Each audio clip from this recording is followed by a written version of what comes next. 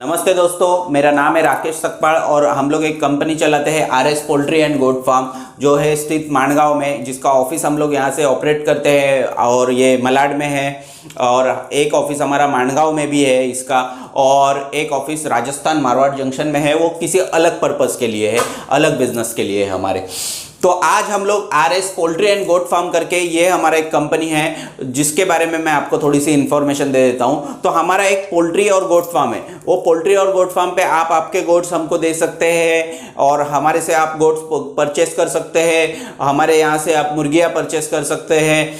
तो ये सारी चीज़ें आप हमारा कुछ गायें हैं वहाँ पे, उसको भी आप अगर चाहे तो ले सकते हैं। ये सारी चीज़ें आप वहाँ से कर सकते हैं।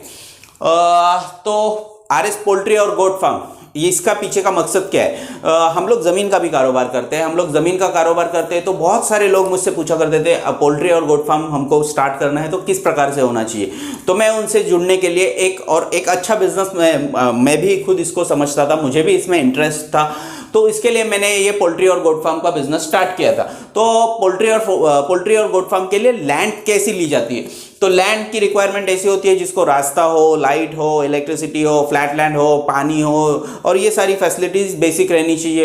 अगर पोल्ट्री भी है, अगर हम लोग वो चिकन पोल्ट्री यूज़ कर रहे स्टार्ट करने वाले हैं तो गांव से बहुत ज़्यादा नज़दीक नहीं, ज़्यादा दूर भी नहीं चाहिए। सिक्योरिटी, लेबर्स, वो सारी चीज़ों के लिए हमको इस प्रकार से लैंड लेनी पड़ती है। जो फ्लैट हो, अगर गोट्स ले रहे तो गोट्स के बाजू में हमको थोड़ा सा फॉरेस्ट मिल जाए तो जहाँ से हमको खाना का काफ़ी अच्छा जो सोर्स हो जाएगा, हमको खाना वगैरह उगाने की ज़रूरत नहीं पड़ेगी।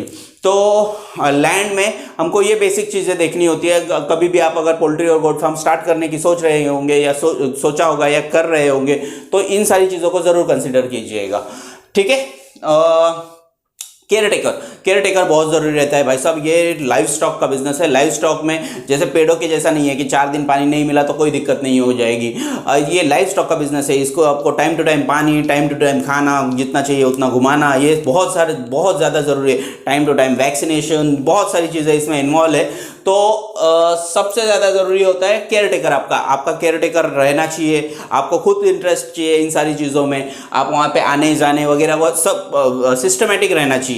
तो इम्पॉर्टेंट रोल प्ले करता है केयर टेकर। और केयर टेकर आपका 24 आवर्स वहाँ पे रहना जरूरी है। ऐसा नहीं होगा कि भाई आ गया करके चला गया, फिर रात भर कहीं और है और फिर यहाँ पर कोई सिक्योरिटी प्रॉब्लम भी रहती है ना, कोई आके उठा ले जाएगा कुछ। तो ये सारी चीज़ों के लिए केयर टेकर के लिए आपको हाउस बना के वहाँ पे एक केयर टेकर की फैमिली को रखना पड़ेगा। ये समझ लीजिए आप। Vaccination and sanitisation.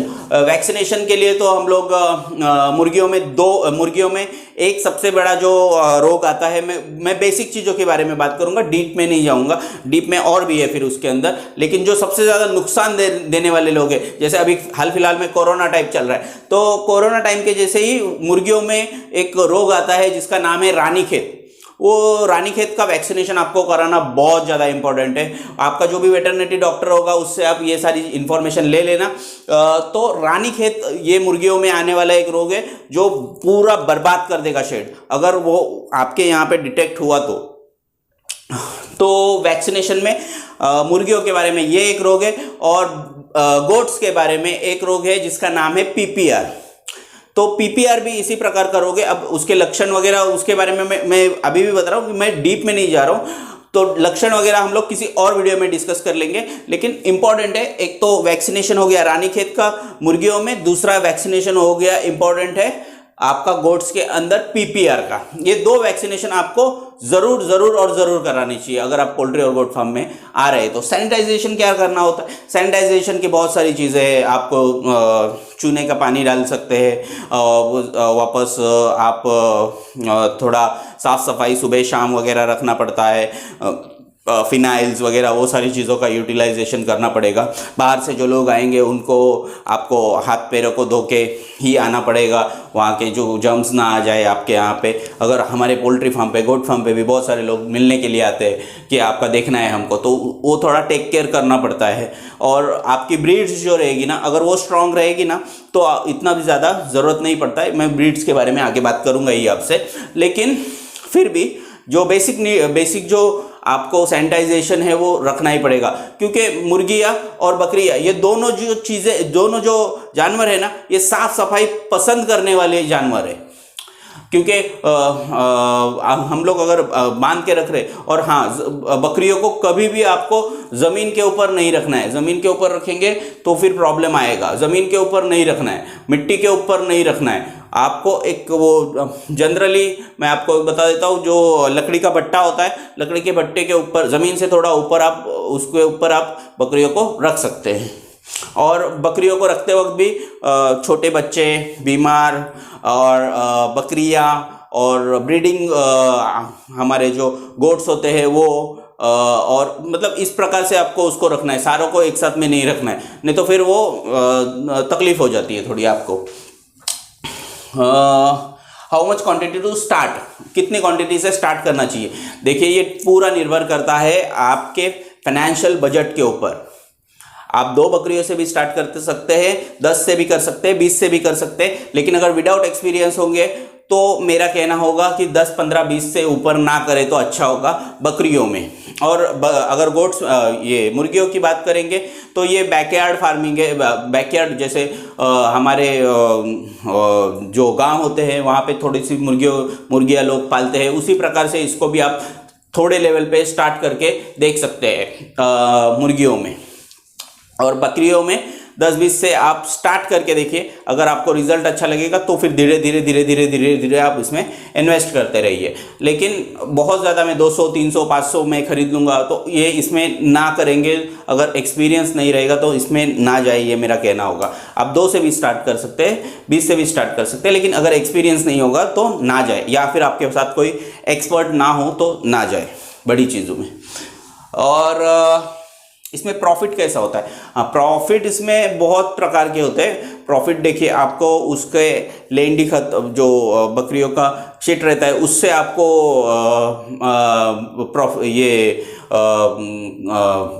फर्टिलाइजर्स मिल जाते हैं, और वापस मुर्गियों के इससे भी मिल जाता है फर्टिलाइज़र, जो हम लोग हमारे खेती में यूज़ कर सकते हैं या किसी को बेच सकते हैं। बकरियों को जो हम लोग मीट पर्पज़ से भी पाल सकते हैं, या फिर हम लोग स्पेशल ओकेजन के लिए भी पाल सकते हैं, जैसे ईद हो गया, हमारे यहाँ होली हो गया। ऐसे बहुत सारे त्यौहार है जब गांव के लोग बकरी लेते हैं, हमसे भी लेते हैं लोग आके आजू बाजू के। मीट पर्पज़ से भी पाल सकते हैं और ब्रीडिंग पर्पज़ से भी पाल सकते हैं। अगर स्पेशल कोई पर्पज़ से पाल रहे हैं तो आपको अच्छी नस्ल के बकरे इस्तेमाल करने चाहिए, वो मैं नस्ल बताऊँगा आपको बाद में।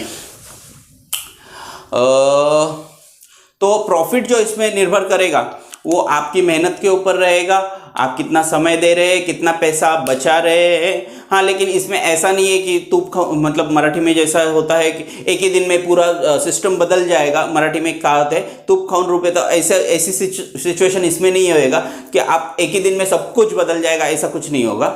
हाँ, आप धीरे धीरे एक्सपीरियंस है, बिजनेस है, धीरे धीरे इसकी ग्रोथ होगी। और इसमें प्रॉफिट लेकिन अच्छा होता है, बहुत बुरा प्रॉफिट नहीं होता है। अभी बकरियां और हमको मुर्गी के बच्चे कहाँ से मिलेंगे? तो मैं रहने के लिए मुंबई गोरेगांव में हूँ। मुंबई गोरेगांव में मैं वेस्ट में रहता हूँ। ईस्ट में एक central development poultry organisation, government का एक हैचरी है, वहाँ से मुझे मुर्गी के बच्चे मिल जाते हैं, देसी मुर्गी के बच्चे, जिसको मैं ले जाके फिर बड़ा कर देता हूँ।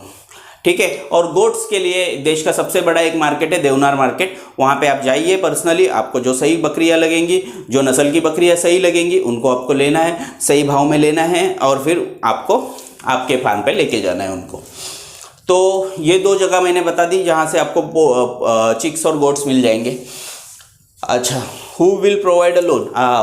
सबसे इम्पोर्टेंट, प्रोजेक्ट के लिए लोन कौन देगा? प्रोजेक्ट के लिए लोन देने के लिए बहुत सारी ऑर्गेनाइजेशंस है जहां से आपको प्रोजेक्ट के लिए लोन मिल जाएगा। लैंड बाइंग के लिए जनरली लोन नहीं मिलता है हमको, अगर कोई लैंड परचेस करनी है तो उसके लिए लोन नहीं मिलता है। हाँ, उसके ऊपर हमको शेड बनाना है, हमको बाकी सारी चीज़ें एक्टिविटीज़ है, उसके लिए हमको ज़रूरत है लोन की, तो आपको पैसा मिल जाएगा। बहुत सारी गवर्नमेंट की जो एनुअल हस्बेंड्री डिपार्टमेंट है उसके अंदर बहुत सारी स्कीम है जहाँ से आप लोन प्राप्त कर सकते हैं। जैसे कुछ जो है वो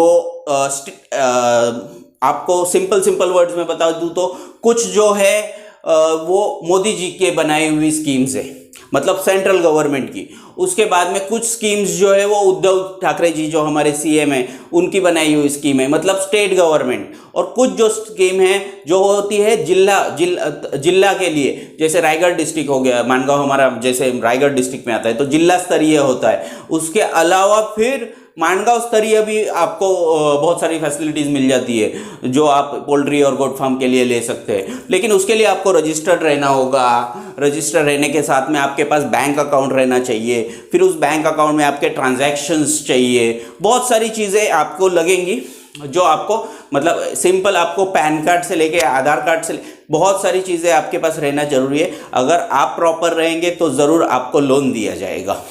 ठीक है, तो लोन बहुत बड़ा टॉपिक है, उसके ऊपर अपन डिटेल में वीडियो में बात कर सकते हैं।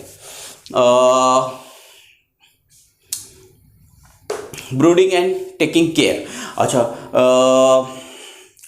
जो बच्चे होते हैं हम लोग यहाँ से लेके जाते हैं तो वो काफ़ी छोटे रहते हैं, उनको ठंडी लगता है, उनको सर्दी लगता है, तो उसके लिए उनको अभी अगर आप कभी गांव में गए होंगे तो मुर्गी उनको अपने पैरों के नीचे लेके छुपा के रखती है छोटे बच्चों को। बिकॉज उसका कारण क्या है, उनको ठंड लगती है, वो छोटे होते हैं, नाजुक होते हैं, तो उनके लिए आपको ब्रूडिंग लगाना पड़ेगा, मतलब बल्ब लगाने पड़ेंगे, लाइट लगाना पड़ेगा और नीचे फिर उन बच्चों को रखना पड़ेगा। ऐसा करके आप उसको, लेकिन 24 आवर्स लाइट रहना जरूरी है, आपके पास लाइट का बैकअप रहना जरूरी है, या तो इन्वर्टर हो या तो फिर आपके पास जनरेटर हो, कोई ना कोई तो सुविधा रहनी ज़रूरी है आपके पास में। लेकिन अगर बच्चे आपके छोटे हैं, चिक्स आपके छोटे हैं, बकरी के हो या ये भी हो, तो भी आपको उनकी टेक केयर करना जरूरी है। छोटे रहते वक्त सभी बच्चों को टेक केयर की ज़रूरत लगती है, वैसे इसी प्रकार इस बिज़नेस में ये सारे बच्चे जो छोटे होते हैं उनकी टेक केयर करने की ज़रूरत होती है।